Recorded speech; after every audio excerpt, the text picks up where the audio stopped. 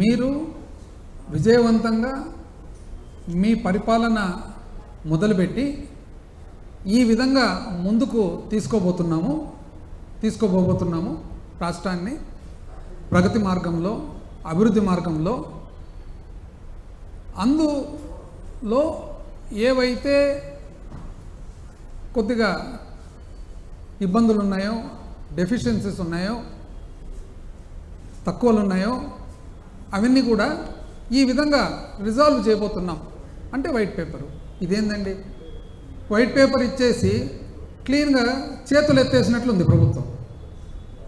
ఇంత లావు డాక్యుమెంట్ కూడా అవసరం లేదు, స్ట్రెయిట్ అవే 30వ పేజీకి వెళ్ళిపోవాలి. సారాంశం అంతా 30వ పేజీలో ఉందన్నమాట.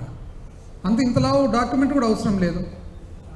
అంటే ఇది వైట్ పేపర్ అనేది మీరు తెలుగుదేశం ప్రభుత్వము మీరు చెప్పినట్లుగా ఎంతో ఆశలతో ప్రజలందరూ కూడా మిమ్మల్ని ఎన్నుకున్న తర్వాత వాళ్ళ ఆశలన్నీ కూడా మొత్తం నీరుగార్చి నిరాశ చెందే విధంగా మీరు ఈ వైట్ పేపర్ రిలీజ్ చేయడం జరిగింది. ఇది అసలు చూసిన తర్వాత అనిపిస్తుంది, ఇది శ్వేతపత్రమా లేదా సాకుపత్రమా? శ్వేతపత్రమా లేదా సాకుపత్రమా? అన్ని సాకులు కనపడుతూ ఉన్నాయి. ఆ సాకులు కూడా అన్ని ఇన్వాలిడ్ సాకులు. నేను చెప్తాను ఎందుకు ఇన్వాలిడ్. అసలు సూపర్ 6 అని చెప్పి మీ సూపర్ 6 మీద ఎంతో నమ్మకంతో ప్రజలందరూ కూడా మిమ్మల్ని ఎన్నుకుంటే, ఒకవైపేమో ప్రజల్లోనే డౌట్స్ కూడా చెప్తున్నారు. అసలు ఈ విధంగా ఇన్ని సీట్లు ఎట్లు వచ్చినాయి, ఈ విధంగా ఇంత మెజారిటీలు ఎట్లు వచ్చినాయని చెప్పి ప్రజలు ప్రశ్న ఒకవైపు. ఈ మధ్యకాలంలో సీనియర్ ఐఏఎస్ ఆఫీసర్స్ కూడా ఎంతోమంది ప్రశ్న వేస్తున్నారు అసలు ఎన్నికల విధానంలో. సరే, ఏది ఏమైనా కూడా సూపర్ 6 ఇప్పుడు మొదలు కాకముందే మొట్టమొదటి ఓవర్లోనే సూపర్ 6 డక్అవుట్ అయినట్లుంది. సూపర్ 6 కాస్త డక్అవుట్. అసలు ఎప్పుడు కూడా ప్రజా జీవితంలో ముఖ్యంగా, మామూలు జీవితంలో అయితే ప్రజా జీవితంలో ముఖ్యంగా మనం ప్రజలకు ఆన్సర్ చేయాల్సిన బాధ్యత ఉంటుంది. అబ్రహాం లింకన్ మాజీ అమెరికా దేశ అధిపతి, one of the greatest politicians this world has scene. ఆయన ఏమన్నారు, ఒక వ్యక్తిని జీవితాంతము అబద్ధాలు చెప్పొచ్చు, అందరికీ ఒక్కసారి అబద్ధం చెప్పొచ్చు, కానీ అందరికీ జీవితాంతం అబద్ధం చెప్పాలంటే కుదరదు, ఏమాత్రం కుదరదు. స్ట్రెయిట్ అవే 30వ పేజీకి పోతే ఏమంటున్నారు మీరు? 30వ పేజీలో ఇంచుమించు అంటే 1,000 కోట్లు ఇటువటలో మాట్లాడాలంటే 2,50,000 కోట్లు, 1,000 కోట్లు ఇటువట అనుకోండి, 2,50,000 కోట్లు మీకు అవసరం ఉంది పరిపాలనకు. ఏం పరిపాలన అదేది? సహజమైన మామూలు పరిపాలన. అంటే మీ స్కీములు ఇంకోటి ఏమి లేకుండా ఓన్లీ జీతాలు, పెన్షన్లు, అప్పు కట్టడము, వెల్ఫేర్ పెన్షన్స్, విద్యుత్తుకు సంబంధించిన సబ్సిడీ, పీడిఎస్ మన రైస్కు సంబంధించిన subsidy, minimum Aarogyasri, diet, MDM, Anganwadi, centrally assisted state plan, programs and అడ్మినిస్ట్రేషన్కు మాత్రమే.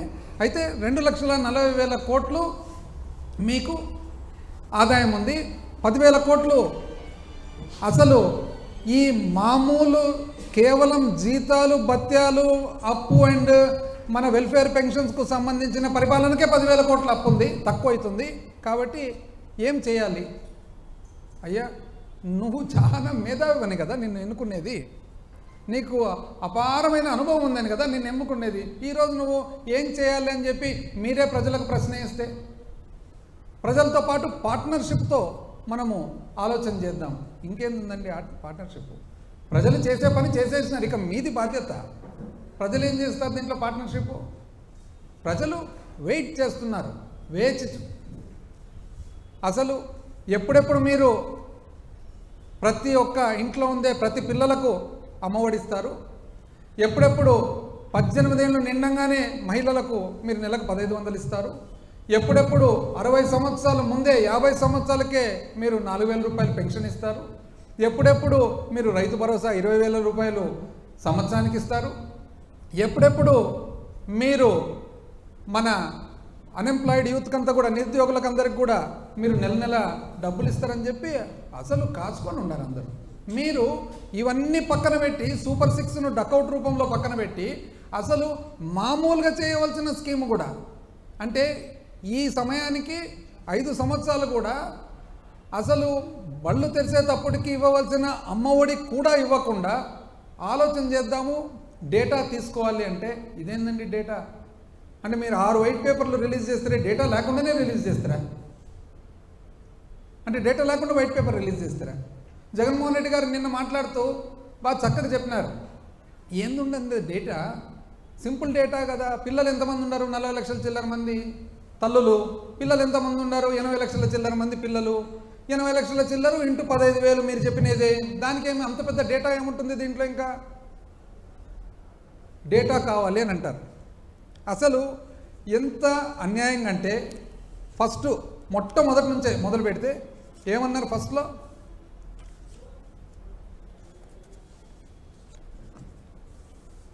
అసలు ఇంతకుముందు 2014 నుంచి 19 చేసిన పరిపాలనలో అంట చాలా స్థూల ఉత్పత్తి బ్రహ్మాండంగా పెంచినారంట, ఆ తర్వాత సరిగ్గా పెరగలేదంట. అవునండి? అంటే వైట్ పేపర్లో ఏదంటే అది రాసేస్తానే దాన్ని ఎవరు చదవకుండా దాని ఫ్యాక్ట్స్ ఫిగర్స్ తీయకుండా ఉంటాయండి. ఎప్పుడు కూడా స్టాండ్ అలోన్గా, అంటే ఆంధ్రప్రదేశ్ రాష్ట్రము 1 సంవత్సరం చూసుకొని దీన్ని మాత్రము, కేరళ రాష్ట్రం 1 సంవత్సరం చూసుకొని దీన్ని మాత్రం కాదండి, భారతదేశంలో మన భాగం ఎంత అనేది చూద్దాం. ఒక రెఫరెన్స్ పాయింట్ ఉండాలి కదా. అంటే ఇప్పుడు ఈ 5 సంవత్సరాలు కోవిడ్ ఉంది, కోవిడ్ సంవత్సరాలకు కోవిడ్ లేని సంవత్సరాలకు పోలిక పెట్టేదానికి అవుతుందండి? భారతదేశాన్ని అంతా పోల్చుకుంటాం. భారతదేశ వ్యాప్తంగా చూస్తే 2014-15 నుంచి 18-19, 14-15 నుంచి 18-19 దేశ స్థూల ఉత్పత్తిలో రాష్ట్ర స్థూల ఉత్పత్తి ఒక నిష్పత్తిగా తీసుకుంటే 4.47% అండి. అంటే దేశ స్థూల ఉత్పత్తిలో మనము 4.47% మన భాగం, మన కాంట్రిబ్యూషన్.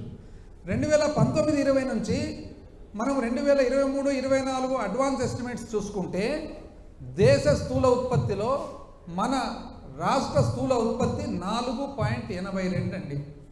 అంటే 0.4% మీకంటే ఎక్కువ.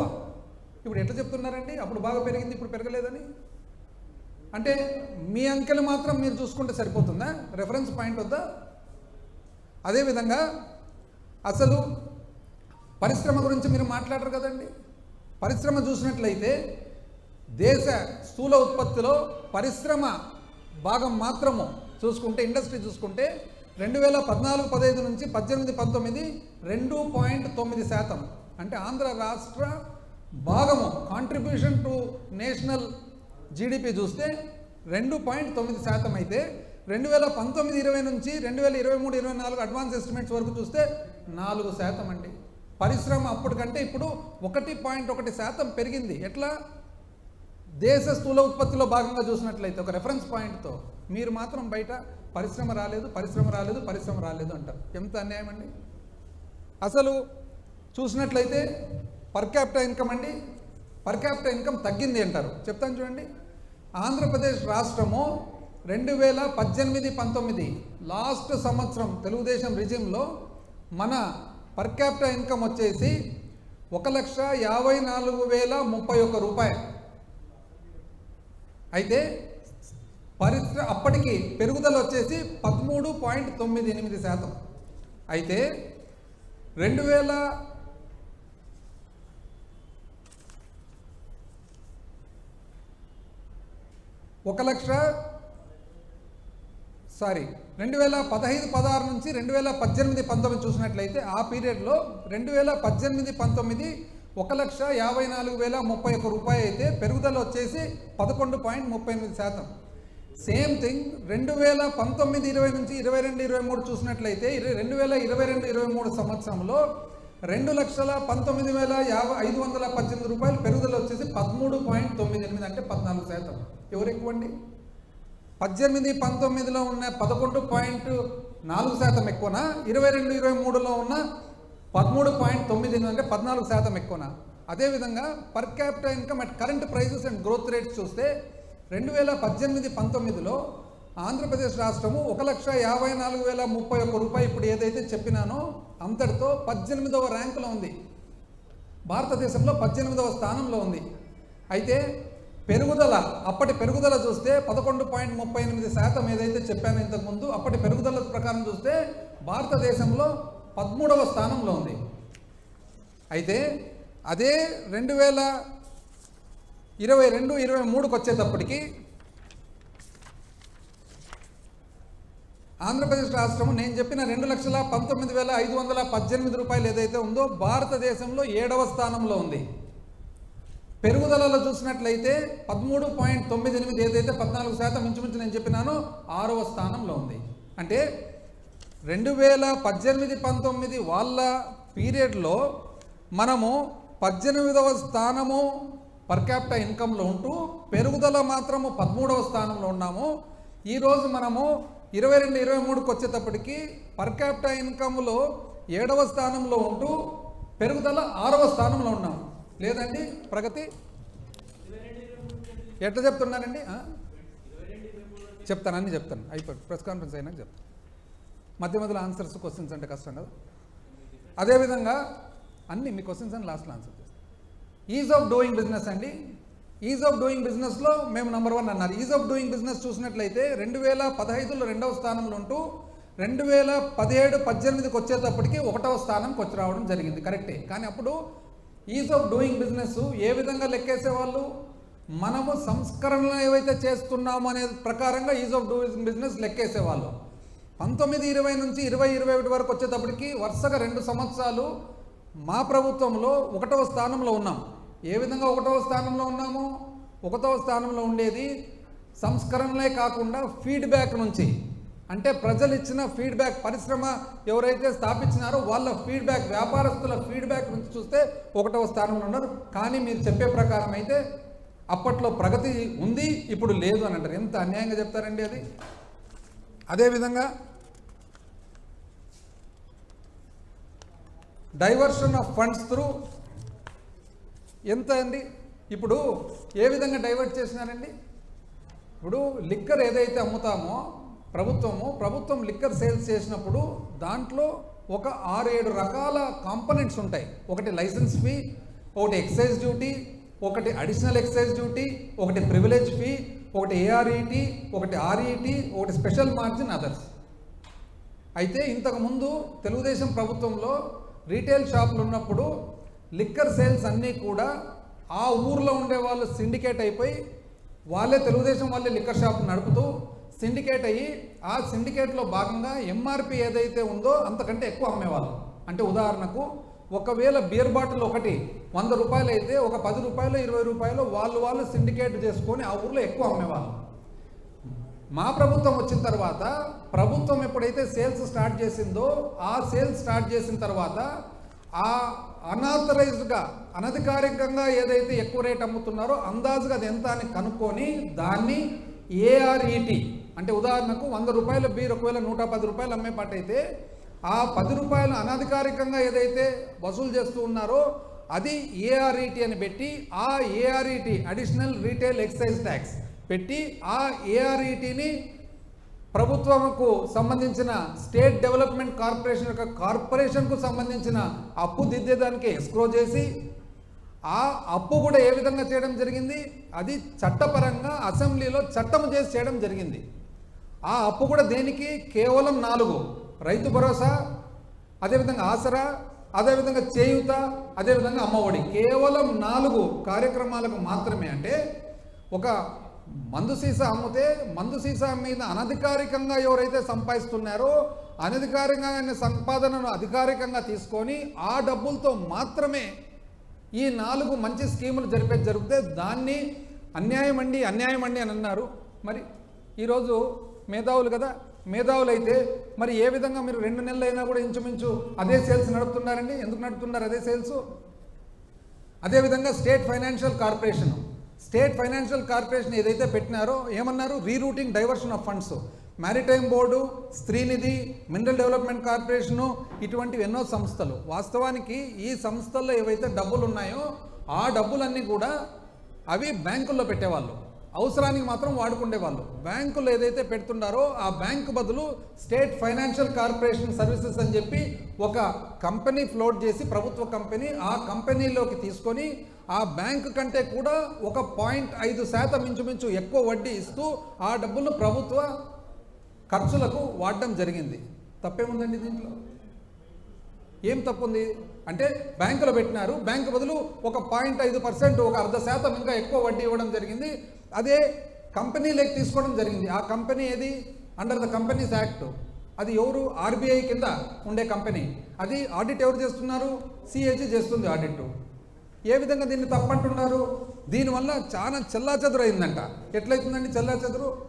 ఇంకోటి, state spending beyond states resources, అంటే మన శక్తి కంటే ఎక్కువ ఖర్చు పెడుతున్నారు. ఎట్లయిందండి? ఇప్పుడు మీరు చెప్పారు కదా ఇంతకుముందు పేజ్ 30లో ఏమని చెప్పినారు మీరు? ఈ విధంగా చాలాకొస్తున్నాయి డబ్బులు. మీరు చెప్పండి సమాధానం మీరే. అన్నిటికంటే ఎక్కువ జీతాలు భత్యాలు 90 చిల్లర వేల కోట్లు. అదే కదండి హయ్యెస్ట్. మీకు తెలిసే కదా జరిగింది. 42% పిఆర్సీ ఫిట్మెంట్ మీరు ఇచ్చిన తర్వాతనే కదా పెరిగిండేది. ఈరోజు నెక్స్ట్ 33,000 కోట్లు వెల్ఫేర్ పెన్షన్స్, మీకు తెలిసే కదా జరిగిండేది. మీరు మంచి అనుకున్నారో ఇంకోటి అనుకున్నారో మీరు చేసినారు. మీరు చేసడం వల్ల పెరిగింది, అయిపోయింది. మీరు చేసినారు, పెరిగింది. మళ్ళీ దానివల్ల మీరెందుకు బాధపడుతున్నారు? వేరే వాళ్లకు ఎందుకు ఆపాదయాలను చూస్తున్నారు అనేది పాయింట్. అన్నిటికంటే ముఖ్యం అప్పు, రాష్ట్ర అప్పు. అబ్బా అసలు అప్పు గురించి చూస్తే అసలు ఎంత అన్యాయంగా అప్పు గురించి, ఎడాపెడా అప్పులు, పైగా ఓడి ఈనాడు ఏమాత్రం తగ్గని రాష్ట్ర ప్రభుత్వ రుణాలు. మంచిది. అప్పులతో నెట్టుకొస్తున్నాం యనమల రామకృష్ణుడు గారు. అప్పులపై అబద్ధాలు, ఏబిఎన్ ఆంధ్రజ్యోతి. కొత్తగా ఇంకొక 1000 కోట్ల అప్పు, అబ్బా. అప్పుల్లో సరికొత్త రికార్డు, అబ్బా. ఇదెవరు? ఈనాడు. మరో 1000 కోట్లు అప్పు, ఈనాడు. 3000 కోట్లు అప్పు, ఈనాడు. అనధికారికంగా అప్పులు, ఈనాడు. దాచేస్తే దాగని దారుణం, ఇదెవరు? ఆంధ్రజ్యోతి, ఈనాడు. ఆంధ్రజ్యోతి. ఇంకో 1000 కోట్ల అప్పు, ఆర్బీఐకి అనుమతి. రాష్ట్రానికి గుడిబండగా అప్పులు, ఈనాడు. గ్రాంట్లలో భారీ కోత, ఏబిఎన్. ఆస్తుల సృష్టి లేదు, పురంధేశ్వరి గారు, ఈనాడు. ఇది ఇంకా ఆశ్చర్యం చెప్తా ఎందుకు అనేది. ఆ తర్వాత ప్రజల నెత్తున 10 లక్షల కోట్ల అప్పు, పురంధేశ్వరి గారు. కాక్కు చెప్పవన్నీ కాకి లెక్కలు. అప్పులపై ద్వంద్వ వైఖరి. అప్పు చేయని నెల ఉందా అంటే ఎప్పుడు ఇటువంటి పరిస్థితులు మాట్లాడిన గంటా శ్రీనివాసరావు గారు కూడా మాట్లాడారనమాట అప్పుల గురించి. ఆయన ఏపీ అప్పులు 4 లక్షల చిల్లర. ఏంటివండి ఇవన్నీ? అంటే ఇప్పుడు ఏమైంది? ఇప్పుడు ఎందుకు పోనీ ఇంత చాలా ఎంతో అంటే చాలా రాష్ట్రం మీద ఎంతో కన్సర్న్తో ఇవైతే రాసినారు కదా, అది కేవలం 2019 నుంచి 2024 వరకే అప్పుల మీద రాష్ట్రం మీద అంత కన్సర్న్ ఈనాడుకు ఆంధ్రజ్యోతికి ఎప్పుడు ఉండాలి కదండి కన్సర్న్. ఇప్పుడు ఈ ఒక్క 2 నెలల్లోనే జూన్ 25వ తేదీ 2000 కోట్లు అప్పు చేసినారు ప్రభుత్వం. జూలై 2వ తేదీ 5000 కోట్లు అప్పు చేసింది ప్రభుత్వం. జూలై 16 2000 కోట్లు అప్పు చేసింది ప్రభుత్వం. 9000. ఇప్పట్లో తొందరలోనే ఇంకో 3000 కోట్లు. ఒక్క రోజన్న పేపర్లో కనపడిందండి ఎక్కడన్నా అప్పని? అంటే చాలా కన్సర్న్ కదా రాష్ట్రం మీద, రాష్ట్ర అప్పు మీద. 2019లో కన్సర్న్ స్టార్ట్ అవుతుంది, మనకు చాలా ఇది ఆవేదన స్టార్ట్ అవుతుంది. 2024తో ఆవేదన బంద్ అవుతుంది. ఇప్పుడు అసలు లేదే. అసలు నిజం చెప్పాలంటే 5000 కోట్ల అప్పు అనేది ఎప్పుడు జరగలేదు రాష్ట్ర ప్రభుత్వంలో. 2 సార్లు జరిగేది. ఎప్పుడు తెలిసిన? మొన్న టీడీపీ ప్రభుత్వంలో జూలై 2, 2024 5000 కోట్లు. మళ్ళీ అంతకుముందు ఏప్రిల్ 5, 2019 ఎలక్షన్ల సమయంలో ఇంకా తెలుగుదేశం పార్టీ ప్రభుత్వం ఉండగా 5000 కోట్లు. అప్పట్లో అప్పులండి మే 14, 2014 2000 కోట్లు. సెప్టెంబరు 2000 కోట్లు. సెప్టెంబరు 2000 కోట్లు. 2019 1000 కోట్లు. 5000, 500, 500, 5000, 2500, 1000. అప్పుడు ఎందుకు రాయలేదండి అప్పుల గురించి? ఇప్పుడు మన మీద మనకు అంత కన్సర్న్ ఉన్నప్పుడు అప్పుడు రాయాలి, ఇప్పుడు రాయాలి కదా రాష్ట్ర అప్పుల గురించి. అంటే మేము చేస్తేనేమో అప్పు, తెలుగుదేశం చేస్తేనేమో నిప్పు. అంతే కదా అర్థం. అంటే 5,000 కోట్ల అప్పు ఒకటే రోజు దఫాలుగా 2 సార్లు ఈ రాష్ట్ర ప్రభుత్వ చరిత్రలో చేసినప్పుడు ఏ ఒక్కరోజు పేపర్లు ఎవరు రాయలేదే. చాలా కన్సర్న్. అసలు అప్పు అప్పు ఏమైపోతుంది, అప్పు అప్పు. అసలు వాస్తవం ఏమండి, అప్పు నిజం చెప్పాలంటే అప్పు లెక్క చూసుకుంటే గత ప్రభుత్వంలో ఆ 5 సంవత్సరాల్లో పరిమితి, అప్పు ఎట్టంటే అట్లా చేస్తే దానికి కుదరదు, పరిమితి ఉంటుంది. కేంద్ర ప్రభుత్వము ఆర్టికల్ 293 293 కింద పరిమితి ఇస్తుంది. ఆ పరిమితిలో భాగంగా పొరపాటున అప్పుడు వాళ్ళు లెక్క చూసుకోక ఆ 5 సంవత్సరాల్లో 28,000 కోట్ల అప్పు పరిమితి కంటే ఎక్కువ చేసి ఆ అప్పును మనం ఈసారి దిద్దుతున్నాం ఈ ప్రభుత్వం. ఇది ఎవరన్నా చూస్తున్నారండి? ఎంత అన్యాయంగా చెప్తారండి అప్పు గురించి. అసలు దాన్ని చెప్పేటప్పుడు కూడా ఎంతో కొంత ఒక లాజిక్, ఒక మీనింగ్ లేకుండా చెప్తానండి. ఎన్నిసార్లు అసలు ఎంతమంది ప్రశ్నలు వేసినప్పుడు కేంద్ర మంత్రి గారు, ఆర్బీఐ, సిఏజీ ఇంతమంది అప్పు ఇంతే ఉందంటే లేదు, ఇంత కాదు అంత. అంటే ఏ విధంగా ఇంత అన్యాయంగా మాట్లాడుతున్నారు నాకు అర్థం కావడం లేదు అసలు. ఏ దానికైనా కూడా కొంతలో కొంతన్నా ఒక సిస్టమ్ కానీ ఒక ఇది కానీ ఉండాలి కదండి. ఏ సిస్టమ్ లేకుండా ఏమి లేకుండా చెప్తే ఎట్లండి అది?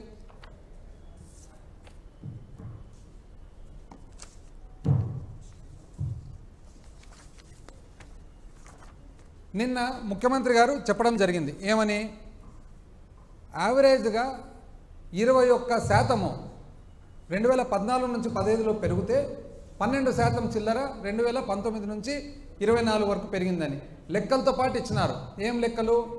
ఉత్త అప్పు అయితే ఎంత పెరిగింది, గ్యారంటీలతో పాటు అయితే ఎంత పెరిగింది, ఒక పవర్ సెక్టర్ మాత్రము అయితే ఎంత పెరిగింది అని చెప్పి.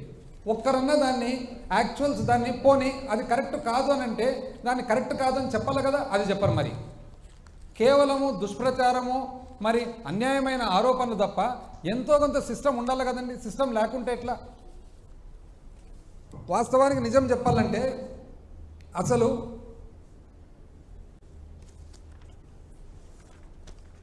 అప్పు గురించి 1,18,051 కోటి ప్యూర్లీ గవర్నమెంట్ అప్పు ఉండగా అది 2 లక్షల ఏది రాష్ట్రం ఏర్పడినప్పుడు 2014లో అది 2,71,795 కోట్లు 2019 తెలుగుదేశం పార్టీ దిగిపోయేటప్పటికి అది 5,18,000 కోట్లు 2024లో వైఎస్ఆర్ కాంగ్రెస్ పార్టీ దిగిపోయేటప్పటికి అన్నీ లెక్కేసుకుంటూ పోతే 21.63% పెరుగుదల. అంటే సంవత్సరం మీద సంవత్సరము 21.63% 2014 నుంచి 15 పెరిగితే 2019 నుంచి 24 వచ్చేటప్పటికి కేవలం 12.9%. కానీ అప్పు మాత్రం ఇప్పుడే ఎక్కువ జరిగింది అంటారు. ఎంత అన్యాయంగా చెప్తారండి. అదేవిధంగా అసలు పర్ క్యాపిటా అప్పు కూడా 2014 నుంచి 19 తలసరి అప్పు చూసినట్లయితే 21% ఉంటే తలసరి అప్పు 12% 2019 నుంచి 24 అయినా కూడా తలసరి పెరిగింది అని అంటారు.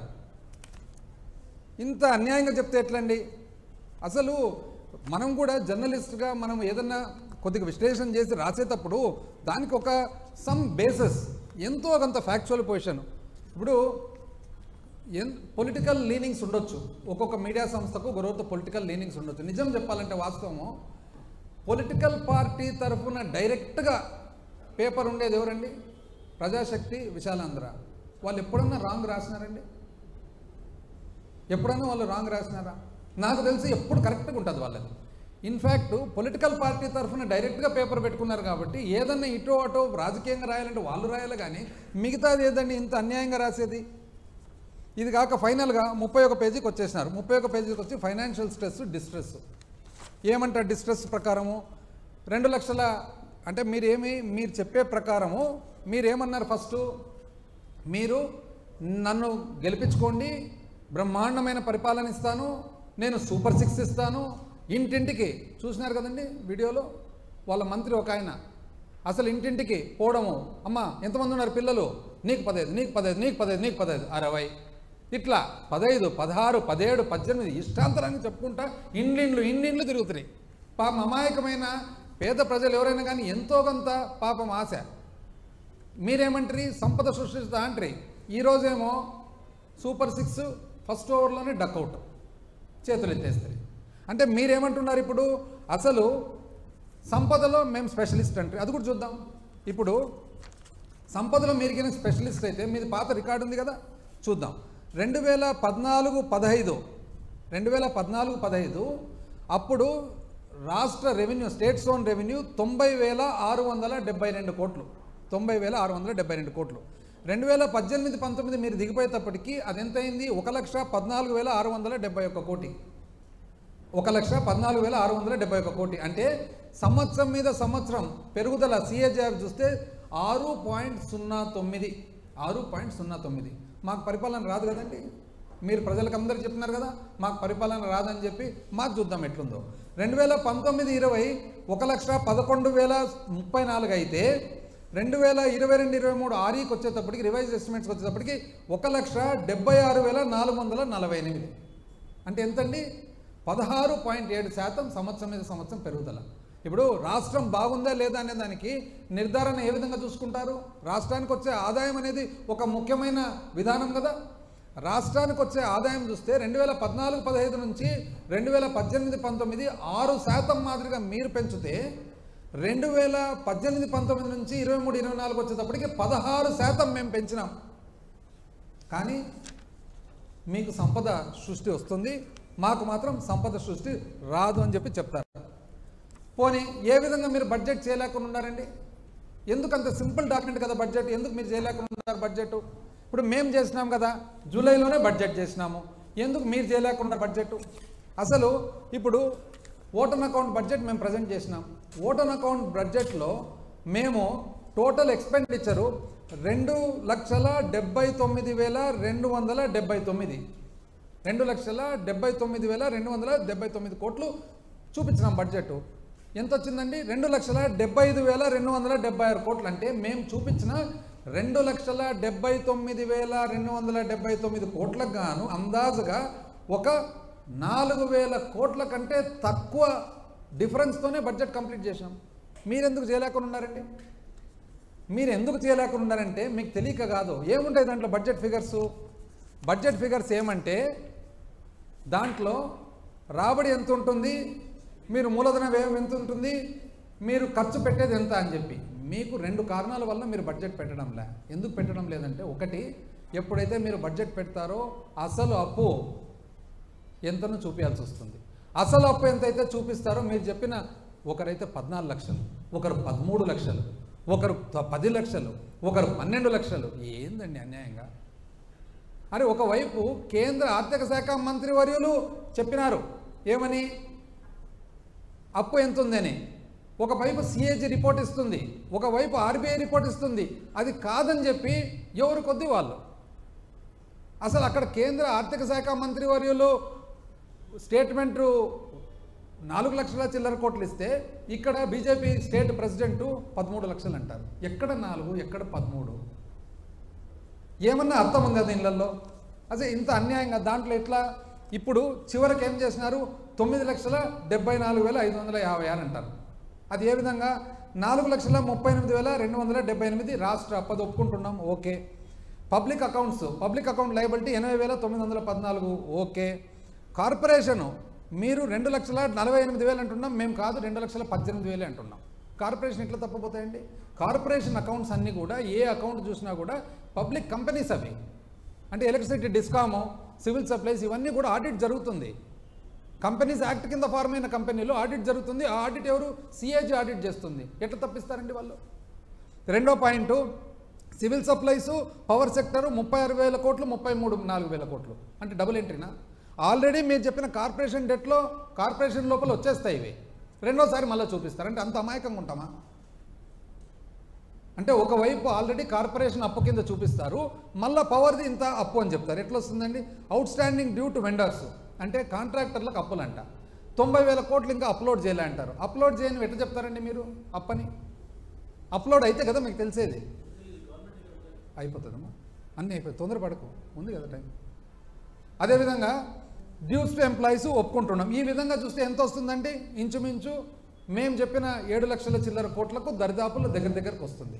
కానీ మీరు మాత్రము ఎక్కడ మీరు చెప్పిన 14 లక్షలు, ఎక్కడ ఇంకోరు చెప్పిన 13 లక్షలు, ఎక్కడ ఇంకో లాస్ట్ చివరకు గవర్నర్తో కూడా అబద్ధం చెప్పిస్తారు 10 లక్షల కోట్లు అని చెప్పి.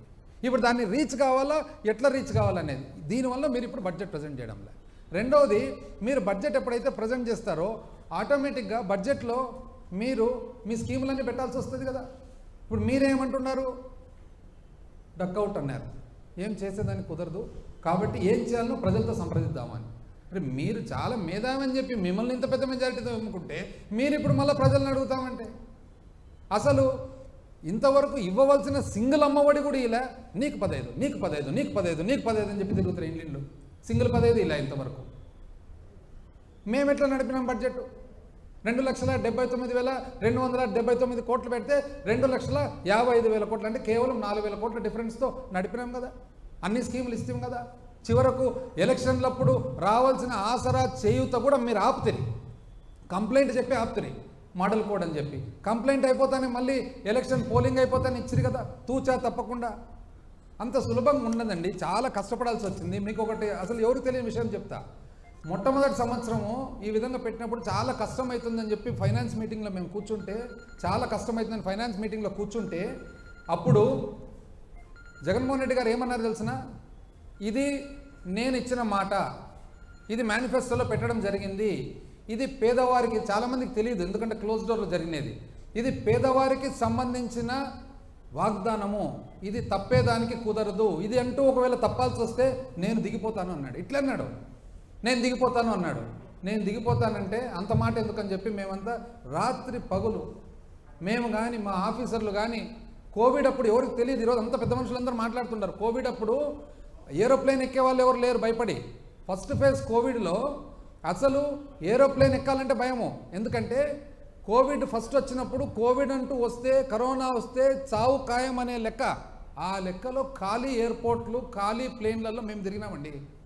ఒక్కసారి కాదు, నేను కానీ మా ఆఫీసర్స్ కానీ ఎన్నోసార్లు తిరిగినాం ఖాళీ ఎయిర్పోర్ట్లు, ఖాళీ ప్లేన్లు. ఆ విధంగా తిరిగి కేంద్రంతో రావాల్సినవి మంచి చెడ్డ ఆ రోజు కేంద్రం కూడా ఎంతో సహకరించింది. ఏ మాటకు ఆ మాటకు చెప్పాలా, కేంద్రం కూడా సహకరించింది ఆ రోజు.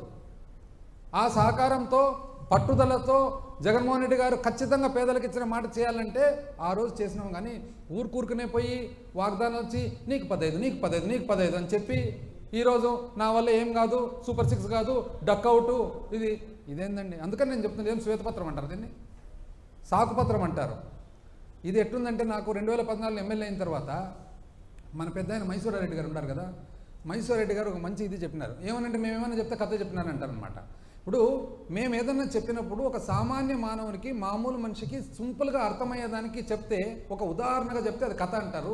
మీదేమంటారంటే ఇది మాది ఒకవేళ కథ అయితే మీదేమంటారు, ఇది మోసం కథ కాదు, మోసం కాదు, పచ్చి మోసం కాదు. ఇది ఏమన్నారు తెలిసిన మైసూరారెడ్డి గారు, ఇదే ప్రకారంగా 2014లో ఎంతో రాష్ట్రం విభజన జరిగింది, తెలుగుదేశం పార్టీ వచ్చింది, చంద్రబాబు నాయుడు గారు చాలా అద్భుతమైన పరిపాలన ఇస్తారంటే ఫస్ట్ బడ్జెట్లోనే మైసూరారెడ్డి గారు నాకు అన్నారనమాట. ఏమని, ఇది మన కొండారెడ్డి బుర్జు కథ ఉన్నట్లుంది అని. ఏమి అంకల్ ఇది కొండారెడ్డి బుర్జు కథ అంటే, ఒక పైల్వాన్ వచ్చి నేను కొండారెడ్డి బుర్జు, కర్నూలులో కొండారెడ్డి బుర్జు ఉంది, ఎవరన్నా కర్నూలు బయట తెలుస్తుంది, ఎత్తుతాను అని అంటారంట. అంటే పక్కన కొంతమంది ఉండి ఎట్లెత్తుతాడయ్యా అంటే, ఏమైనా అంత కాన్ఫిడెంట్ చెప్తున్నాడు కదా ఎత్తుదామని మనం సహకరిద్దాంలే అంటే, 1 సంవత్సరం పాటు బ్రహ్మాండమైన పోషణ, చికెను మటను అన్ని రకాలు పెట్టి చీర సంవత్సరం అయిపోయిన తర్వాత ఏది ఇంకా రా ఎత్తుదురా అంటే, రా మీరందరూ దాన్ని ఎత్తండి, నా భుజం మీద పెట్టండి, నేను మోస్తా అంట. అంతేకాదు ఇది కూడా సేమ్. ఇన్ని స్కీములు పెట్టి సంపదని అన్ని ఫస్ట్ దాంట్లోనే చేతులు ఎత్తేస్తారు. ఏందో చెప్తారు. శ్రీలంక కంట్రీ మీకు తెలియదండి ఆ రోజు శ్రీలంకని? అంటే మీరు ఇంత అనుభవం ఉండేతోలో మీకు తెలియదు ఆ రోజు శ్రీలంకని? అంటే ఏదైతే వాగ్దానాలు చేసినామో, పూర్తి చేసినామో ఆ రోజు మీకు తెలియదా రాబడి ఎంత ఉంటుందని? అంటే మీకు తెలుసు కదా, రాబడి ఎంత ఉందో మీకు తెలుసు, మీకు ఖర్చు ఎంత అవుతుందో మీకు తెలుసు, ఎంతమంది ఉండారో మీకు తెలుసు. మీరు ఫస్ట్ టైం కాదు కదా. ఎంత అన్యాయంగా అండి. దీనికి మళ్ళీ డేటా అంటారు. ఏమనంటే డేటా, ఏమి డేటానో ఏమో కానీ చాలా ఇది కాక ఫస్ట్ పేజ్లోనే ఏమంటారు తెలుసునా? అసలు ఏదది, unscientific, unjust, irrational system state bifurcation against the will of people. అంటే చాలా అన్యాయంగా విభజన జరిగింది. అవునా? ఆ రోజు మీరు ఎందుకంటే లెటర్లు ఇచ్చినారు విభజన చేయమని చెప్పి? మీకు అనుభవం ఉంది కదా, 2014 ముందనే మీరు అనుభవజ్ఞులు కదా, 2 సార్లు ముఖ్యమంత్రి కదా, ఎందుకు ఇచ్చినారండి లెటరు విభజన చేయమని చెప్పి? ఆ రోజు తెలీదా విభజన అని అన్సైంటిఫిక్ అని? అంటే ఎంత అన్యాయంగా అసలు ఏదన్నా కానీ. వాస్తవానికి నేను మరొకసారి కూడా రిపీట్ చేస్తున్నా, అసలు ఎన్ని రకాల పవర్ సెక్టర్, ఇంకా పవర్ సెక్టర్ది చెప్తే అది ఇంకా చాలా టైం పడుతుంది, మళ్ళీ ఇంకోసారి చెప్తా పవర్ సెక్టర్ కూడా. అసలు పవర్ సెక్టర్లో నిజం చెప్పాలంటే వాళ్ళు చేసిన దానికి మనము వైఎస్ఆర్ కాంగ్రెస్ పార్టీ ప్రభుత్వం, వాళ్ళు టీడీపీ ప్రభుత్వము పవర్ సెక్టర్కు, విద్యుత్ సెక్టర్కు 13,255 కోట్లు ప్రభుత్వం నుంచి పేమెంట్ సపోర్ట్ ఇస్తే వైసీపీ ప్రభుత్వము 47,800 కోట్లు ఇచ్చింది, 3 అంతలు. కానీ విద్యుత్ సెక్టరు వాళ్ళకు తెలుసునంట, తెలియదంట పరిపాలన. ఏముందండి, ఉండేది లేనట్లు లేనిది ఉన్నట్లు రాసేదానికి ఈయన సహకరిస్తుంటే అందరూ. యాక్చువల్ నాది ఇంకోటి, నా సొంత అభిప్రాయం చెప్పమంటారా ఫ్రీగా? ఇద్దరండి, రాజకీయం కరెక్ట్గా జరగాల, పరిపాలన జరగాలంటే పబ్లిక్కు చాలా ఇంపార్టెంట్, మీడియా కూడా చాలా ఇంపార్టెంట్. ఎప్పుడైతే మీడియా ఉండేది ఉన్నట్లు ఎంతో కొంత రాసుకుంటూ పోతారో రాజకీయ నాయకుడు కూడా భయపడతాడు, కరెక్టివ్ మెజర్ తీసుకుంటాడు. ఎప్పుడైతే మీడియా లేనిది ఉన్నట్లు ఉన్నది లేనట్లు రాసుకుంటూ పోతారో రాజకీయ నాయకునికి ఎఫెక్ట్ ఏమంటే నేను చెప్పినంత నడిచిపోతుంది అనే కాన్ఫిడెన్స్ పోయి ఇట్లాంటి తప్పులు జరుగుతాయి. యాక్చువల్గా మీడియా చాలామంది కరెక్ట్గా ఉంటే అది బలము, కానీ మనం కరెక్ట్గా ఉంటుంది అని చెప్పి ఆలోచన చేస్తే అది బలహీనత. కాబట్టి ఇప్పటికైనా కానీ ప్రజలందరూ కూడా అయ్యా తెలుగుదేశం పార్టీ చంద్రబాబు నాయుడు గారు చాలా ఎంతో అన్వేషణతో ఉన్నారు అందరూ. ఎప్పుడెప్పుడు అమ్మఒడి 15 15 15 15 ఎంప్లాయీస్ అంతా వెయిట్ చేస్తున్నారు. ఎక్కడ మీరు రకరకాల వాగ్దానాలు ఇస్తే ఎక్కడ అని అసలు మహిళలంతా వెయిట్ చేస్తున్నారు. 18 ఏళ్ళు నిండుతుండాయి, 19 నుంచి నెలకు 15 రావాలా, ఎక్కడ? వృద్ధులందరూ 60 ఏళ్ళ నుంచి ముందర 50కే, ఎక్కడ? అసలు నిరుద్యోగులందరూ కూడా నెల నెల, ఎక్కడ? పిల్లలందరూ కూడా ఎంతమంది ఉంటే అంతమంది, ఇవన్నీ వెయిట్ చేస్తున్నారండి. మీరు ఒక్కటి కూడా కాకుండా అసలు సూపర్ 6 బై డక్అవుట్ అని ఫస్ట్ ఓవర్లోనే డక్అవుట్ అని చెప్పి ఇదంతా మీరు ప్రియాంబుల్ మాది ఎత్తేసేదానికి ప్రియాంబుల్ మాది పెడితే ప్రజలంతా అమాయకులండి. దయచేసి వద్దండి. మేము కష్టపడినట్లు మీరు కూడా కష్టపడండి. ఎంతో ఆలోచనతోనే, మీరు మేధావులు కదా, ఎంతో ఆలోచనతోనే వాగ్దానాలు చేసినారు. దయచేసి ఆ వాగ్దానాలంతా అట్ ద ఎర్లియస్ట్ కంప్లీట్ చేసేటట్లు చూడండి.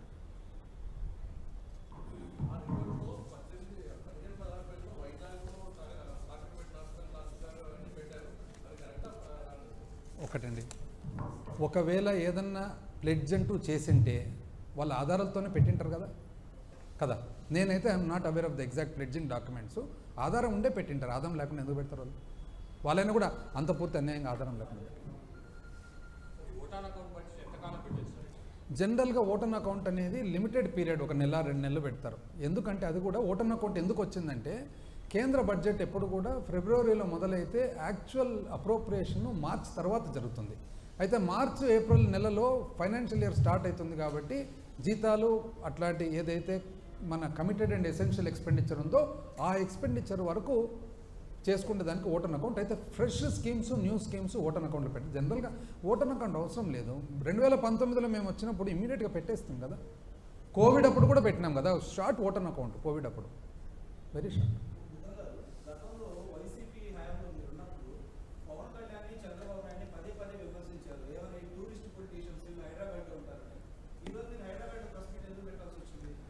హైదరాబాద్ అనేది ఎట్లంటే ఒక కేంద్ర మన సెంట్రలైజ్డ్ ఏరియా. హాస్పిటల్స్ కానీ ఇంకోటి కానీ హెల్త్ కేర్ కానీ ఏదన్నా వచ్చినప్పుడు అందరం ఇక్కడికి వస్తుంటాం అనమాట. పర్సనల్ రీజన్స్ ఇంకోటి వచ్చినప్పుడు ఇక్కడికి వస్తుంటాం అనమాట. అక్కడ వచ్చినప్పుడు ఇమ్మీడియట్గా ఈరోజు విజయవాడకు పోయి పెట్టలేక ఇక్కడ పెట్టినాము. ఏదంటారు? ఒకరోజు ప్రెస్ మీట్ పెట్టేదానికి 1.5 సంవత్సరము హైదరాబాద్లో ఉండేదానికి తేడా ఉంది కదండి. ఇప్పుడు ఈరోజు అర్జెంటుగా పోయి విజయవాడలో ప్రెస్ మీట్ పెట్టేదానికి మనకు హైదరాబాద్లో కొన్ని హాస్పిటల్స్ అనుకోండి, హెల్త్ రీజన్స్ అనుకోండి, ఎన్నో ఉంటాయి. వచ్చినప్పుడు ఇమ్మీడియట్గా నేను 2 days వెయిట్ చేయలేను కదా పోయేదాన్ని.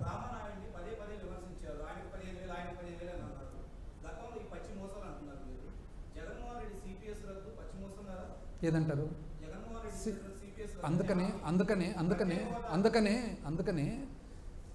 98% ఇంచుమించు ఇచ్చిన వాగ్దానాలు పూర్తి చేసినాము. ఆ మిగిలిన 1-2 అదొకటి, అది కూడా సిపిఎస్ కంప్లీట్ చేయలేదు. సిపిఎస్ విధానాన్ని జీపీఎస్ విధానం అని చెప్పి గ్యారంటీడ్ పెన్షన్ స్కీమ్ అని చెప్పి ఇంట్రడ్యూస్ చేయడం జరిగింది. గ్యారంటీడ్ పెన్షన్ స్కీమ్ ఏదైతే ఆంధ్రప్రదేశ్ ప్రభుత్వం మేము దాన్ని డిజైన్ చేసినామో ఈరోజు కేంద్ర ప్రభుత్వం కూడా యావత్తు దేశానికే అదే ఇంప్లిమెంట్ చేయాలనే ఆలోచన ఉందన్నమాట.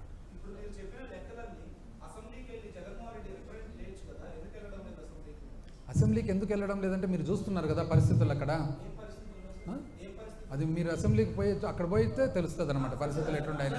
ఏం పరిస్థితులు అంటే ఏం పరిస్థితులని మనం ఇక్కడ నుంచి కూర్చుంటే ఎట్లయితుంది, అక్కడ పోతే తెలుస్తుంది.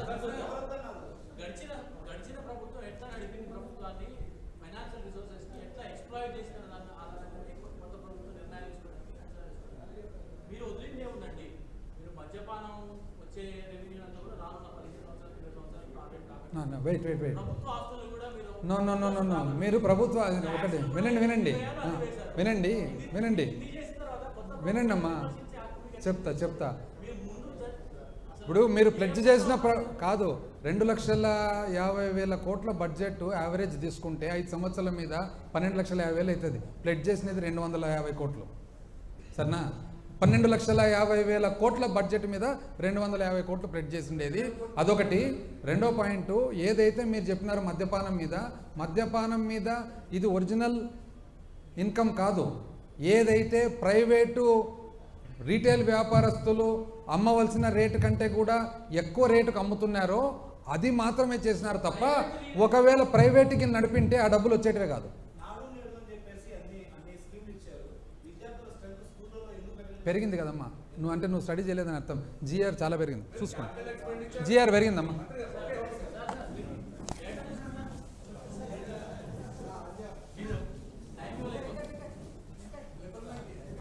నువ్వు ఇచ్చిన క్వశ్చన్స్ అని చెప్తే కదా.